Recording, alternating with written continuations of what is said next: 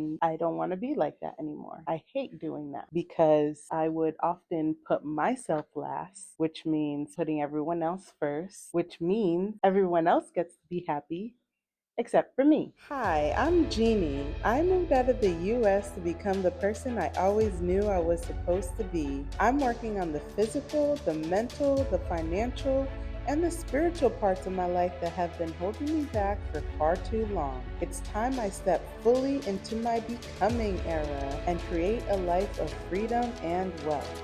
And this next chapter is called Becoming Love.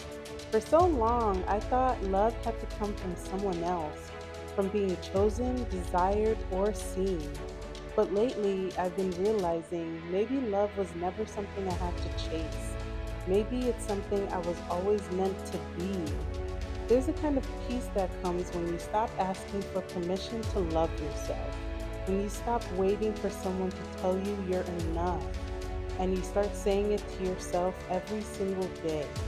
This chapter of my life is about that, the quiet, gentle moments where I choose me, where I care for me, speak kindly to me, and remind myself that I'm already whole. Loving yourself isn't just about feeling good. It's about aligning your energy with what you deserve, because you don't manifest what you want. You manifest who you believe you are.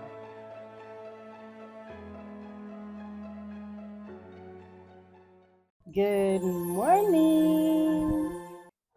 All right. So today I want to talk about the things that people don't tell you about loving yourself. So since I started my manifestation journey back in 2020, these are some of the things that I've learned since then. And the major one that I've learned is that the people that show up in your life, you attracted into your life by the energy you put out and by the way you are treating yourself. Loving myself has been a journey that I'm still working on currently. So these are some of the things that I will be working on to attract better people into my life. Okay, so the first is challenging negative thoughts. I used to have a negative inner critic that would tell me certain things like that I'm fat, I'm undesirable, and that I am undeserving of love. But what I had to realize was that my family and the way that I was brought up really had a negative impact on me. It was really their thoughts telling me all of this. And that affected how I was experiencing my life. It was their own energy, their own projections, it was their own negative self talk. And therefore, I had to realize that that wasn't me. And I could choose to think something different about myself. It was affecting my relationships with my family, it was affecting my friendship, and it was also affecting romantic relationships. This kind of thinking had led me to make bad decisions in my relationship. I would often say yes to anyone who asked me out on a date, was interested in me, asked me for my number, hit on me, called me beautiful, anyone who flirted with me. And I realized, or I knew at the time that I was really only doing it because I wanted to prove to people, especially my family, that I was desirable, that men were actually interested in me, and that led to toxic relationships. It took me a while, but I had to cut these people out of my life. And I finally did that, which is why I am now living here in Ghana. And now I can just focus on me and how I truly feel about myself and do the work to make sure that I speak kindly to myself. So now I catch myself in the moment and choose to affirm something different about myself. Y'all know I love my affirmations. I say these every single day, and I love it because I can literally affirm anything I want. I could create the life that I want, and all I have to do is say something about myself and believe it. So, next is prioritizing self care. What this looks like to me is showing up for myself. It's not just about looking good, it's more about feeling good. So, I would do things that make me feel good, like putting on a cute shirt or making sure my hair is done, putting a bow in my hair, also putting eyeliner on. I've noticed in the past that when my nails are done, that would make me feel confident. So now I've given myself the time to sit down and do my nails and really just enjoy pampering myself. And to me, what makes me feel the best is having my hair out and wearing clothes that I feel pretty in. I remember when I used to get depressed and it would last for months, sometimes years. And as soon as I got out of my depression stage, one of the first things that I did to prioritize and take care of myself again was put jewelry on. This put me in such an elevated state of mind that I was able to start attracting better things into my life. I remember one time in particular where I had just gotten out of a really, really bad depression and I started working out, and I've noticed that I was able to manifest things a lot quicker. This was even before I knew about manifestation. This was way back before 2020. And I manifested things so accurately, so precisely. Every single thing that I wanted, I got. So it is now a priority for me to stay in that elevated state so that I can attract better people, better things, better opportunities into my life. Because when you are in a lower vibration, lower vibrational people tend to show up. And this was very apparent in my last relationship. I noticed that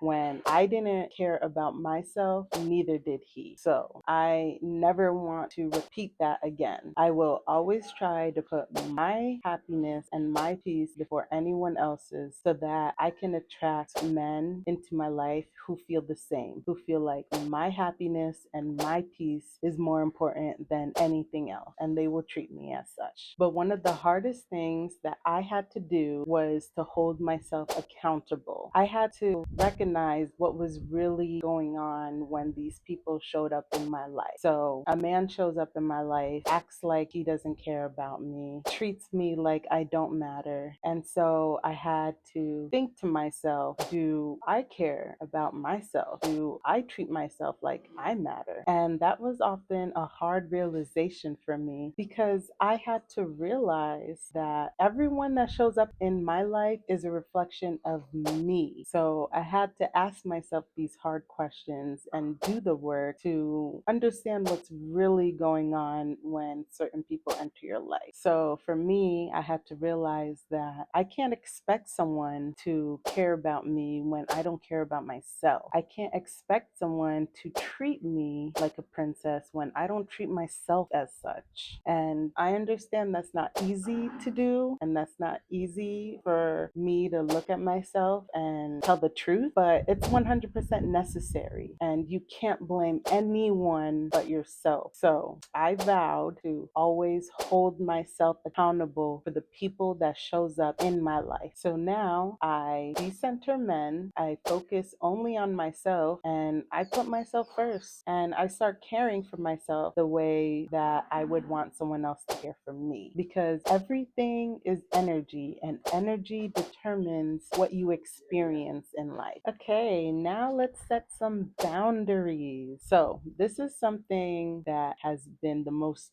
challenging for me to do because I will admit I have had people pleasing tendencies, and I don't want to be like that anymore. I hate doing that because I would often put myself last, which means putting everyone else first, which means everyone else gets to be happy except for me. All right. So, the fourth thing that people don't really tell you about loving yourself is practicing self compassion. So, sometimes it would be hard for me to forgive myself for my past choices or the time that I felt like I wasted. I would often be patient with others when they tell me their hardships that they go through, and a little harsh on myself when I go through the same. So, for example, when I had first moved to Ghana, I felt the need to rest. I spent the entire first week just resting, and I would often feel anxious and a little disappointed in myself because I felt like I didn't do anything productive. I moved halfway across the world and am just laying here, not even stepping outside. But what I had to realize was that I'm tired. Like, living in America is no joke. All I did was work and pay bills, and I realized that I had to allow myself to rest. I had to show compassion to myself, and that when the time comes for me to move, then I move. So I gave myself a week and I let myself be okay with that. Then, after that week, to get myself up and going again was to celebrate my small wins. That would at least get me outside. And if you watch my other videos, you would know that stepping outside was one thing that really got me going again. And now it's literally my favorite part of the day. Now I can't wait to get up in the morning. It's really the most enjoyable part of my life right now. And I also practice this with my eating habits.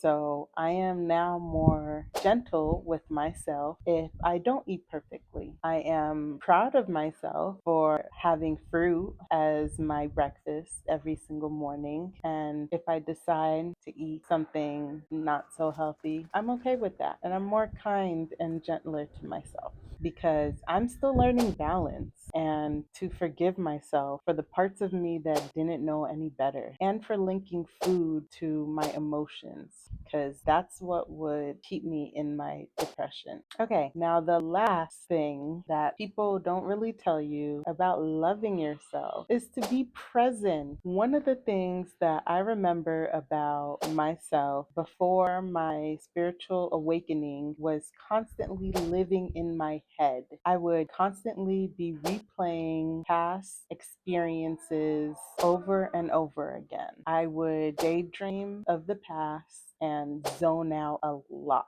One of my coworkers noticed this and he said to me, "You think too much." And I didn't really understand what he meant by that, because in my head, I'm thinking, well, I don't really have a choice now, do I? These thoughts come in and I just think about them. And a lot of negative things were happening that I can't just not pay attention to. But it wasn't until I started reading books and had my spiritual awakening in 2020 when I realized that I didn't have to think of the past. I could actually think of the future and what I wanted. This changed my mood instantly. I went from being so depressed, anxious, and upset about past circumstances to feeling joy and relief that I get to actually daydream about the things that I actually wanted in my future, the good, positive things. Then I got into meditation, and that's really where I realized the importance of being present. So during meditation, the point is to quiet your mind. And if your mind starts to wander, whether it's in the past or the future, you bring your attention right back to the present and you don't think about a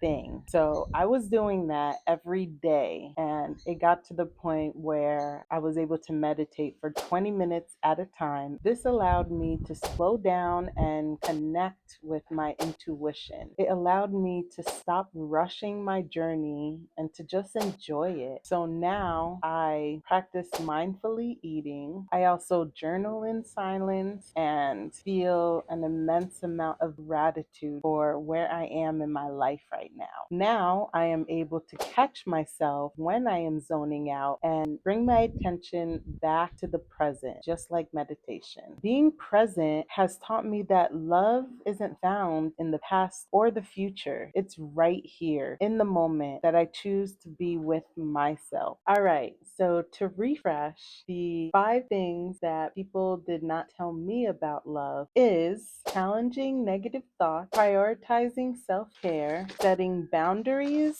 practicing self compassion, and be present. All right, that's all I got for you today. And if you want to hear more about manifestation, mental transformation, and spirituality, subscribe to my channel and join the fam, because mental transformation starts in the mind, and the best investment you can make is in yourself.